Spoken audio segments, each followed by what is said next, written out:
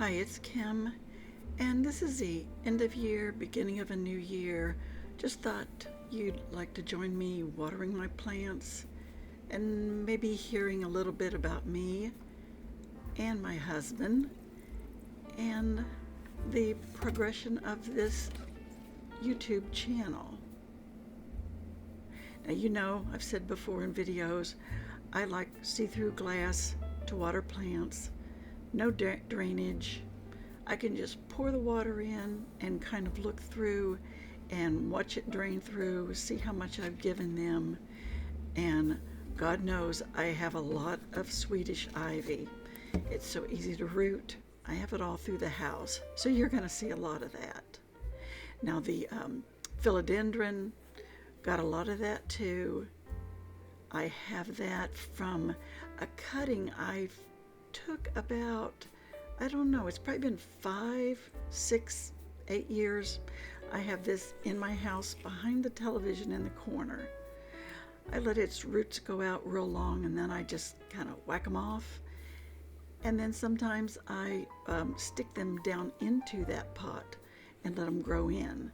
And once they grow in, they've gripped. There's not anything you can do about getting them loose, because believe me, I've tried.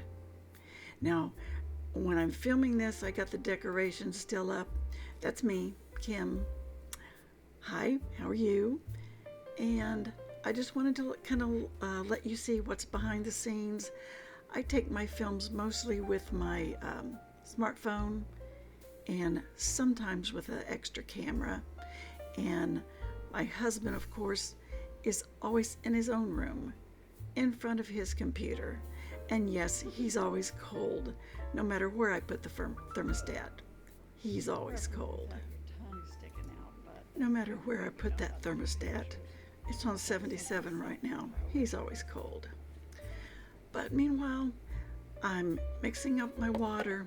I always use this kind of plant food that you put into the water so that it's in it every time you water your plants. And that just is what works best for me. I love this. When I do water my plants, it usually takes, I don't know, like 2 or 3 gallons, 2 or 3 mixings to get it all done. But that just works best for me.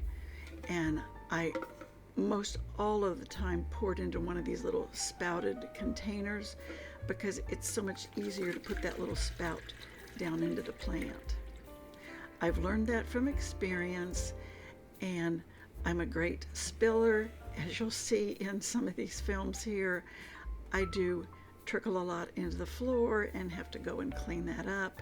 But if I try to pour from that jug, oh my, do I ever start spilling.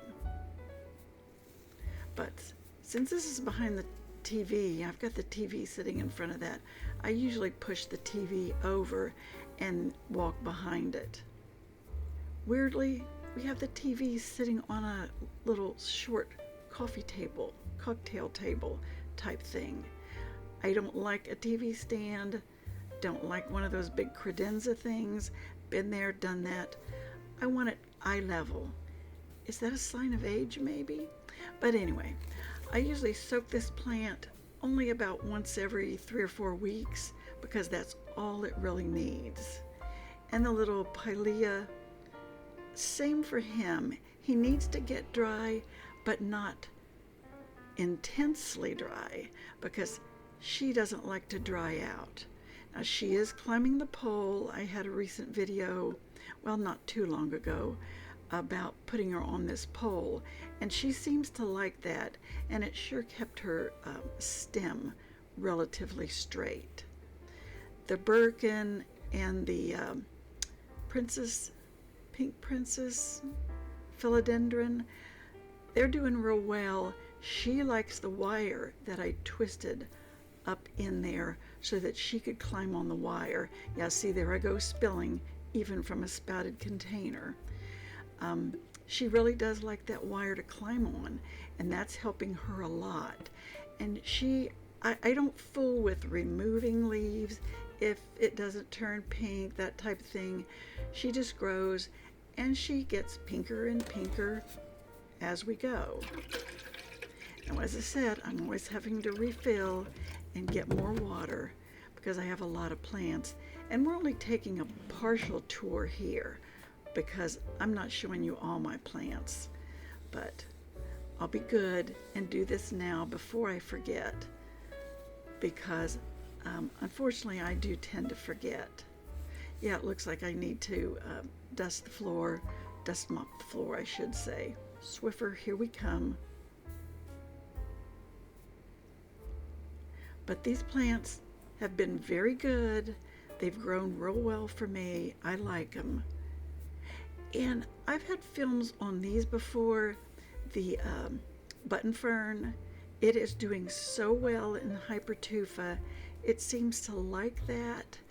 I think because a moist plant does real well in Hypertufa for me, because I can put it in here and I would just need to water it usually about every second or third day.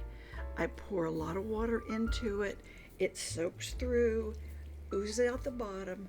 I let it sit in that and then reabsorb, because the stone itself, that Hypertufa, holds that moisture and keeps it moist. But it will quickly dry out because it lets air in there. And if you remember this from earlier videos where it was just a small little tiny swatch of a plant, it has grown real well. Yeah, more spills, that's me. It puddles under here. I'd say about every 3 or 4 months I clean and wash that saucer because it just needs to be cleaned. Baby Tears grows like crazy. And of course this is under a grow light. But it looks real good. It is thicker and thicker and thicker. And I am going to spread this hopefully into a terrarium I got at Christmas, but I'll plant that in a later video. Another little Pilea start. I have a tendency to want to keep starting new plants to my own detriment because I have too many plants. Now this little one in a teapot, it's cute. With that lid on and only the spout to let the air out and the moisture out, it doesn't need water very often, but I check it every now and then just to be sure, because it looks cute in that. I got another one. I should plant that up soon. But I really think that a little clear teapot is a cute thing for a Baby Tears plant. Now, I have been retired since I was 62, been retired for 14 years now, and I love being retired. I always wanted to retire as soon as I could because my dad, he retired in May when he was 65, died in October when he was 65. So he only got a few months of retirement, and I was going to be sure that I got to enjoy my retirement. So I don't care about the extra money. I could care less. I know how to economize. So you do you when it's time for you to retire. Now this pothos plant, love that. I grew that from little stem cuttings that I just buried. Bare stem cuttings from one of those long vines. I just cut it into pieces and buried it. It took months, but they finally started to grow. And the pothos that I have, I keep constantly cutting the ends of this one off because it just continues to grow. It needs watered probably about every 10 days. The snake plant, I only water that about every, I'll say month or so. I've never had it bloom again like it did that one January, but I keep my hopes up that someday I'll see the blooms again and know I'm treating it right. And by the time this video is coming out, I've taken down all my Christmas decorations because I like them down between Christmas and New Year's so that I can start out the new year clean. Nothing in the house.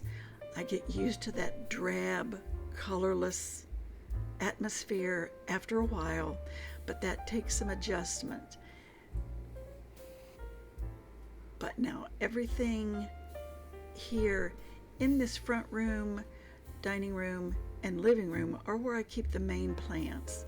I have a lot more that are in the plant room, but that'll be another tour for another day. I've got a couple big pots of the Brazil, Philodendron Brazil. I love that one. It's very easy to grow. And as you can see, I have a lot of grow lights in the house because I do feel like they do have to be individually selected for what needs the extra light and what doesn't. But so far, I'm doing real well with these lamps that I have. I mostly have them on timers. Yep, I spilled water again. It never fails. Oh, and my Thanksgiving cactus. You can see all the little pointy beaks on this one. That's how you can tell it's a Thanksgiving cactus. It started beginning to bud in, I think it was late October, bloomed through Thanksgiving, and now into the Christmas time too. And I've got the two different colors, the white in this pot, and I guess you'd call that a dark pink in this pot. And I'm going to repot those in the springtime and put them together, just so that I can have a refreshed potting soil and just to clump them together so I can have a really big plant. Now, I'm not sure if that's dragon fruit, I think is what it was labeled when I bought it. Looks like a dogtail cactus. It's never gotten any bigger, but if I try to research and figure what it is, it just thicker, but with thinner growth, and just gets more and more wild looking with a lot of roots growing out.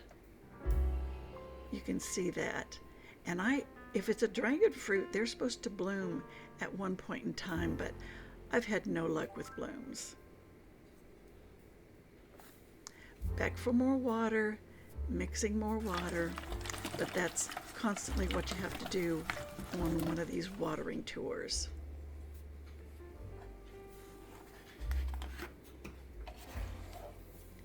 Now again, I do feel that my plants don't need to be misted, so I don't typically mist.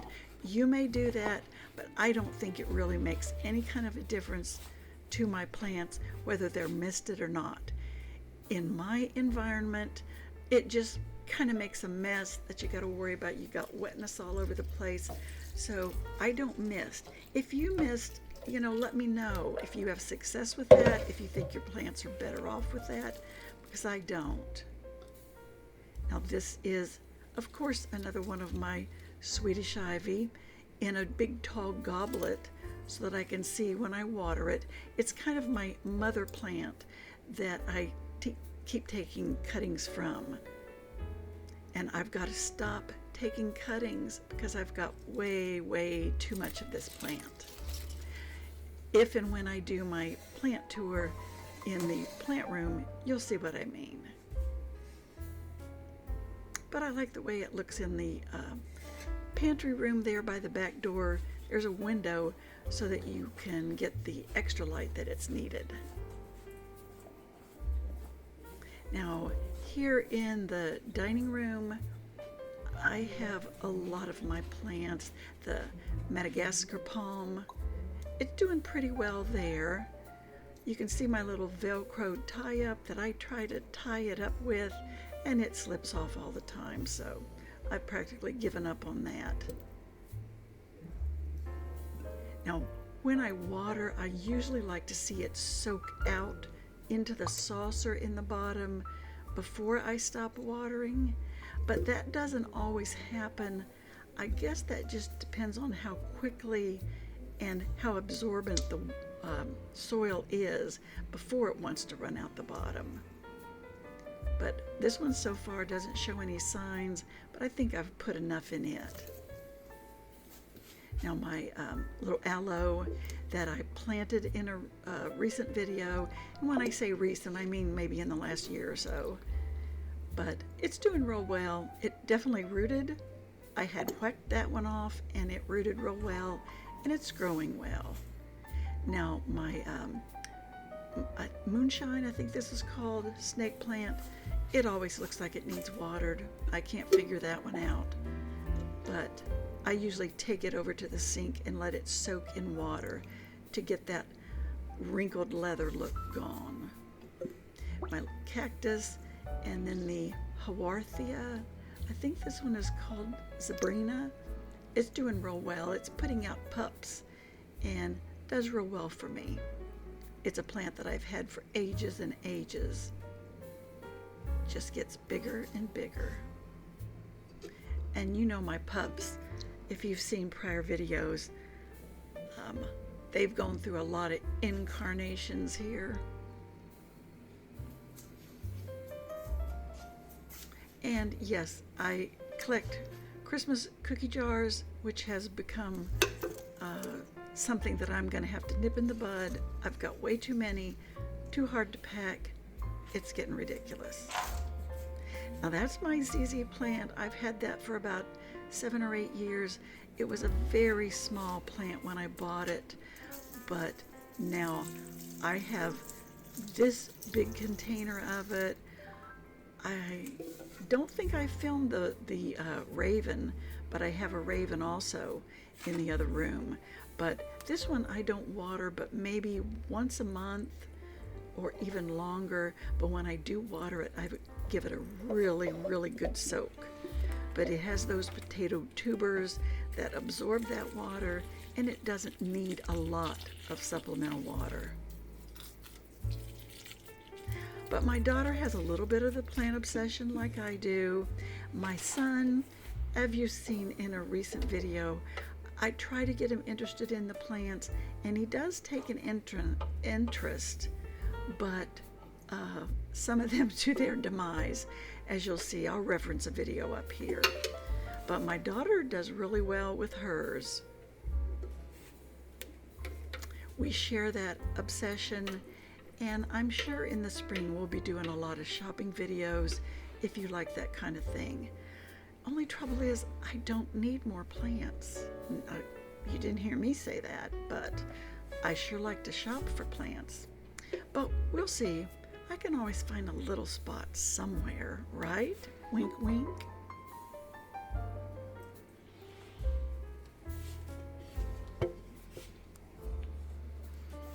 Got that fan there to help distribute the air around when we have the fireplace on.